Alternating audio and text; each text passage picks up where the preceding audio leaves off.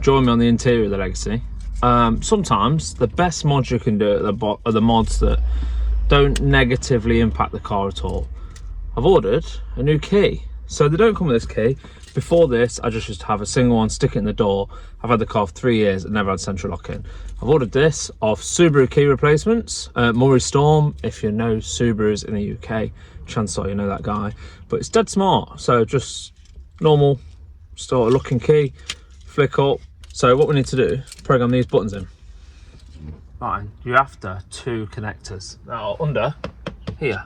Easy way of doing this. Take a little clip off the back and then lift it up from here. Pull gently like that. And then let's have a look. Okay, so there's one of the connectors. Ah, there they are. So the white connector with the blue cable there and that black cable one. They need to be pushed together. Like so. That puts the car in programming mode. Okay, so put the door open, connectors not plugged in, so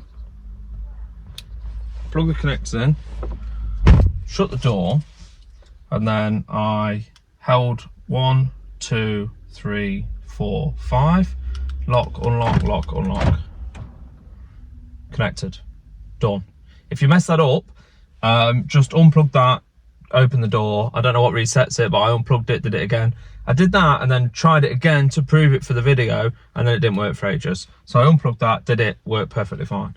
So with this shape, all you do is hold the unlock button for 5 seconds, and then I went lock, unlock, and that's it, it worked. And then before you press anything else, pull that connector, come on, and that should be it. So I should lock the car. Great stuff, easy. And 3 years, no key, can't believe I've ever got on without it. Thank you so much, Maury, and it fits perfectly. Really happy with it. Cheers, man.